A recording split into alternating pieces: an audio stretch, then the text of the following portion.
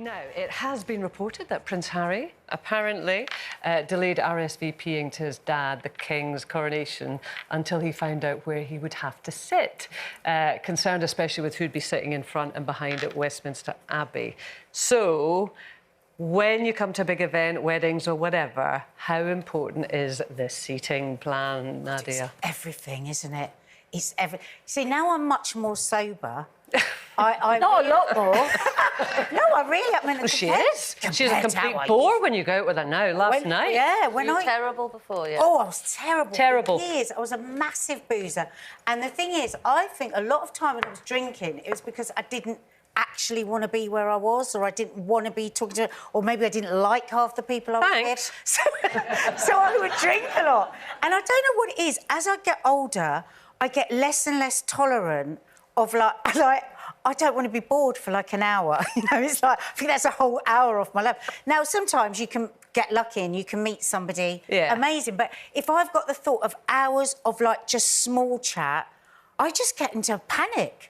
Because I can't drink my way through it anymore. See, I quite like small chat. I don't mind. I mean, I'm quite happy to... And you're the same, aren't you? I do. I mean, I used to find it easy when I drank. So I'd have a couple of glasses of wine. You could chat to anyone that was sitting at the table with you. But I've been guilty of moving all the name places around so I could find people that I actually like. Yeah. You know what I'm like? I like chatting to everyone anyway. I mean, well, and giving your phone number out. Give my phone number out as well, yeah. I've got to stop doing that, I'll tell you. Finally stop. That got me into trouble too many times. Well, it did.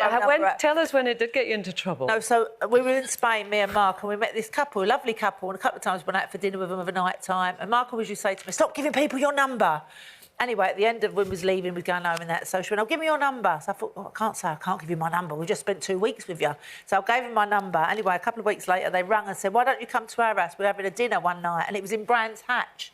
So Mark's going, oh, do we have to go all the way over there? He's a bit miserable. He don't like meeting people. He likes to stick with his own friends.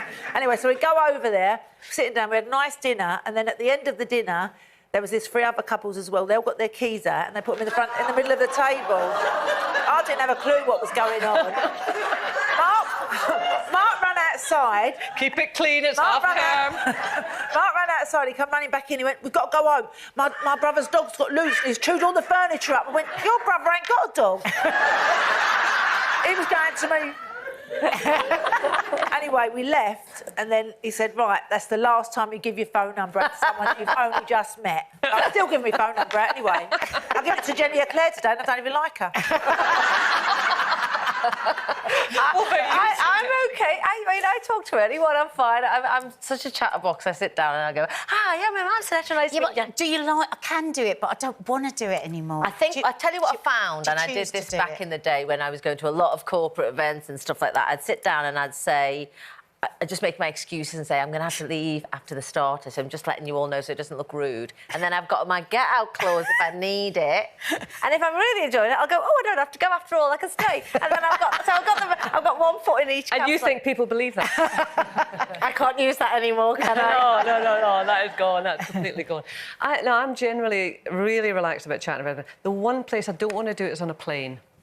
Because you're never, ever going to get out of that situation. And I think it's fine if you can say, well, I've just got to go to the loo or whatever. You know, you say, well, this has been nice, but that's enough.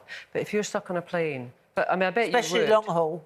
Long haul, yeah. You're a chatter, right, Linda? I am a chatter. I don't stop talking, do I? But by the time we've got, like, 10 minutes into the flight, I know the name of the person sitting next to... where they live, if they've got children, what job they do, what their husband does. Do you get the number? They're not getting my phone number no more. No. See, I got bitten so badly by this when I was quite young. I think I was about 16 and it was my first big flight, 16, 17, and I was off to America. And, you know, I was drinking a lot at 17. It was the beginning of it all. And so there was this chap next to me and we had a drink. Then he bought me a drink, then I bought a drink. But then he just carried on drinking and drinking. I ended up with him on my shoulder, like literally slobbering and sleeping. And it went even darker than that, which I won't go into. Yeah. But we've got plenty of time. No, but it traumatised me. It was like, oh, my God, like you say, you're so trapped. Yeah. You can have an amazing conversation. I mean, you know people who've actually found the loves of their life on them. on a plane, I've got two friends who are in long-term relationships because of somebody that they met on a plane. So, I mean, that's the thing. You don't want to block yourself off from There's a reason eye masks used to be given when you got on a plane. Put it on.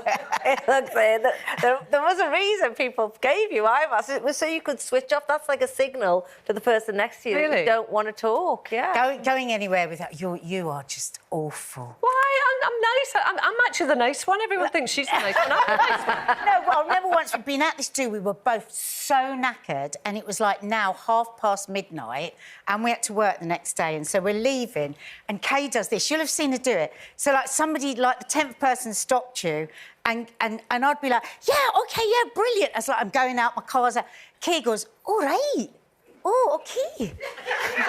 Did you? No. Really? And it's like, I'm standing over there. I do everything like this. And she's like, that body language is saying, I'm here for as long as you want. Well, you don't want to be rude, do you? No.